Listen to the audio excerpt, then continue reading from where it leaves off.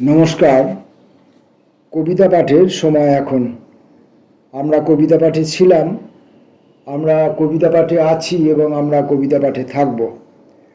পত্রিকা থেকে কবিতা পাঠ এই পর্বে আমরা আজকে দিবারাত্রি কাব্য পত্রিকার থেকে দীপ্যমান মজুমদারের একগুচ্ছ কবিতা পড়ব।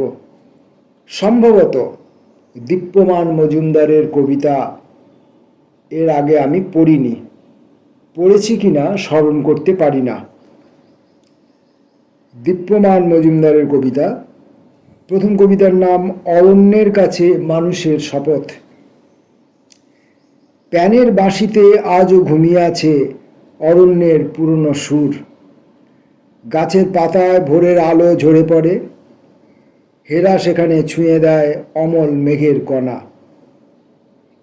কিন্তু শহরের মানুষ ভুলে গেছে ডিওনাইসাসের গান।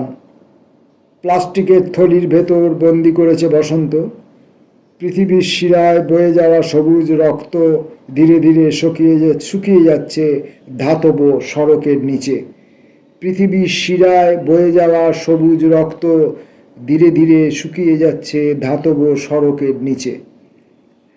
আর্টেমিস আজও পাহারা দেয় হরিণ শাবকের স্বপ্ন।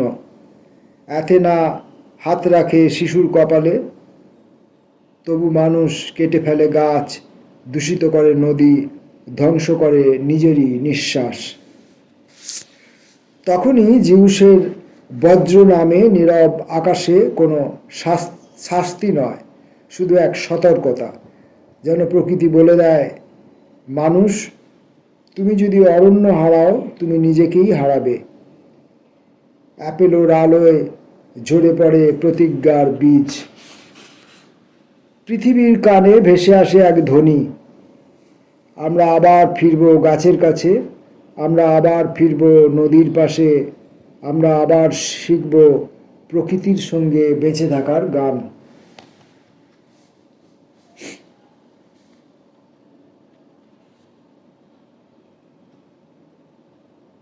পরের কবিতা একদিন বাইরে।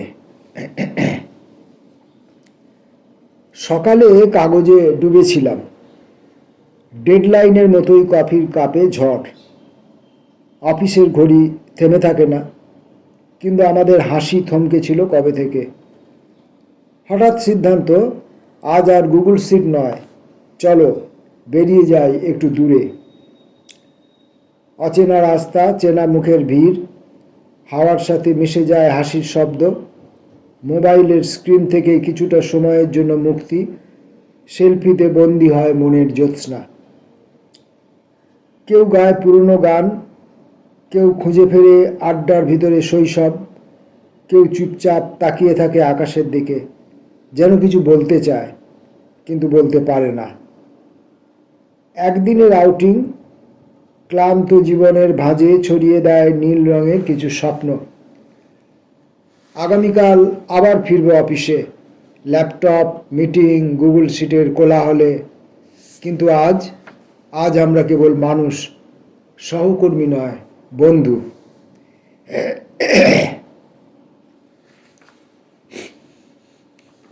পরের কবিতা গণতন্ত্রের গোপন ডায়েরি।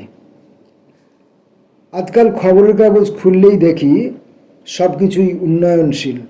বেকাররা উন্নয়নশীল, দারিদ্র্য উন্নয়নশীল, নেতাদের পেট উন্নত দেশের মতোই স্থূল। ভোটের হাটে দাম কমেছে প্রতিশ্রুতির, কিন্তু বেড়েছে মঞ্চের মাইক ভাড়া। একদল চিৎকার করে, আমরাই দেশ বাঁচাবো। অন্য দল গলা ছেড়ে জানায়, দেশ বাঁচানো মানেই আমরাই। এদিকে দেশটা দাঁড়িয়ে থাকে নীরব, হতবাক, মুখে ধরা কারো আঁচল। শিক্ষা এখন সেলফির মতো, বাহারি ফিল্টার আছে কিন্তু ভেতরে কন্টেন্ট পুরনো। চাকরি নামের যে পাখিটা ছাদের ধারে বসেছিল সে উড়ে গেছে দূর দেশে, ফিরে আসবে কিনা তার নেই কোনো খবর। ধর্ম এখন বদলে গেছে ফ্যাশন ব্র্যান্ডের মতো। এখন সবার ঈশ্বর আছে, কিন্তু ঈশ্বরেরও পার্টি আছে। ভালোবাসা, সেটাও সস্তা রিলসে হৃদয় ভাঙা, মেকআপ কাঁদা। তবু লাইক নামের দেবতা সন্তুষ্ট। বাজারে হাটে অনেক মানুষ, তাদের হাসি ধার করা, তাদের কান্না ডাউনলোড করা, তাদের স্বপ্ন লোনে কেনা। তবু বুক ফুলিয়ে সবাই বলে, দেখো জিডিপি বাড়ছে, কিন্তু মানুষ নামের শেয়ারটা দিনে দিনে নিম্নমুখী পড়ে আছে। কোনো এক গোপন কক্ষে বসে গণতন্ত্রের পুরনো ডায়েরি লিখছে, তুমি আমাকে ভোট দিলে আমি তোমাকে স্বপ্ন দেব, তুমি আবার আমাকে ভোট দেবে, আমি আবার তোমাকে স্বপ্ন দেব। কিন্তু স্বপ্নের দোকানে আজকাল হোম ডেলিভারি বন্ধ। দীপ্যমান মজুমদারের কবিতা পড়ছি আমরা।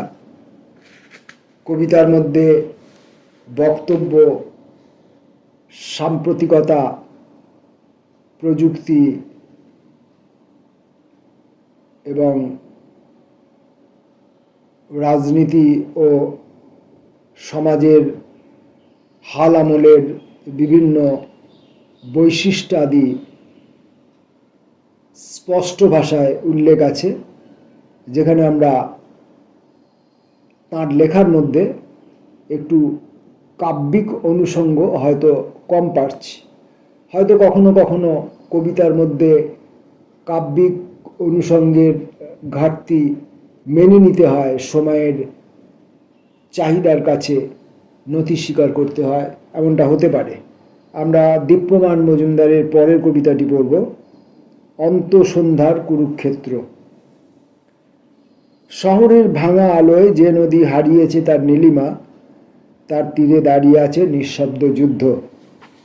কোনো রথ নেই, কোনো কৃষ্ণ নেই, কেবল ঝড়ের মতো ভেসে আসে অদৃশ্য শঙ্খধ্বনি।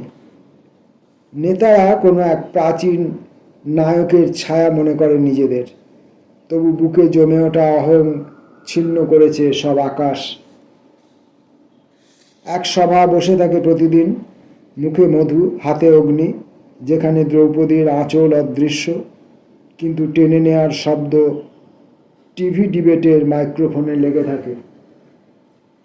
অন্ধকারের ভেতর এক শিশির ভেজা চাঁদ নেমে আসে, তার আলোয় দেখা যায় প্রহ্লাদের মতো কিছু মুখ এখনও নীরবতার শপথ নেয়, আর কোথাও নরসিংহের ছায়া এখনও জন্ম নেয়নি। রাজনীতি এক ধূসর কুয়াশা, যেখানে স্বপ্ন ভিজে থাকে, সততা হারিয়ে যায় এক যন্ত্রের গর্জনে। তবু দূরে কোথাও এক বাঁশির অচেনা সুর হালকা ভোরের মতো ভেসে আসে। মনে হয় হয়তো এই অন্ধকারেরও একটি সকালের জন্ম আছে।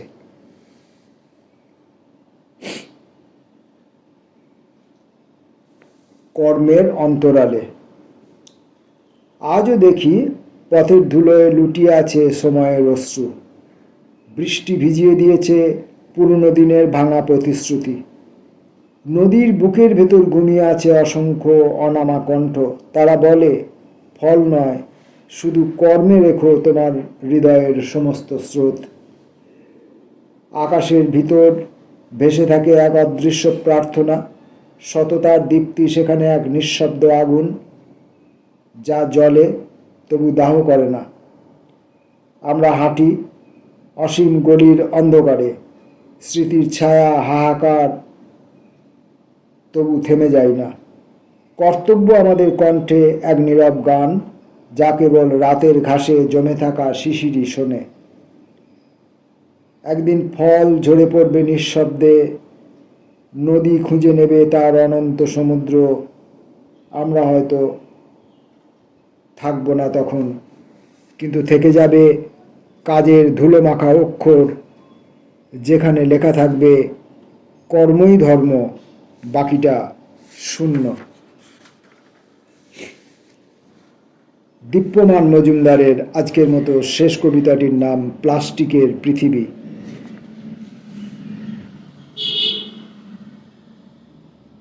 নদীর জলে হাত রাখি, জল নেই, ভাসে শুধু রঙিন মৃতদেহ, সেগুলো প্লাস্টিকের। আকাশে তাকাই, নীলটা আজও আছে, কিন্তু আলো নিঃশ্বাস নেয় না। কুয়াশা নয়, ওটা পোড়া প্লাস্টিকের গন্ধ। শহরের হাটে বাজারে মলিন হাতগুলো ব্যাগ ছিঁড়ে দেয়, তারপর ফেলে দেয় পথের ধারে, যেন প্লাস্টিক জন্মেছে অদৃশ্য হয়ে যাওয়ার জন্য। পেটের ভেতর প্লাস্টিক জমে মরছে গরু, নদীর গলা আটকে শ্বাস নিচ্ছে না মাছ। আমরা দাঁড়িয়ে থাকি হাতে আরও একটা প্লাস্টিক ব্যাগ নিয়ে। একদিন পৃথিবী ঘুমিয়ে যাবে, আমরা জেগে থাকব, কিন্তু তখন বাতাসে ভাসবে শুধু একটা নীরব আর্তনাদ, মানুষেরা ছিল, প্লাস্টিক রেখে গেছে। প্লাস্টিক দূষণ নিয়ে কবির মধ্যে এই সচেতনতা আমাদেরকে একটা সচেতনতা দেওয়ার জন্য প্রয়াস হিসাবে কাজ করছে বলে মনে হলো। ফিরে আসবো অন্য কবির অন্য কবিতা নিয়ে। ততক্ষণের জন্য নমস্কার।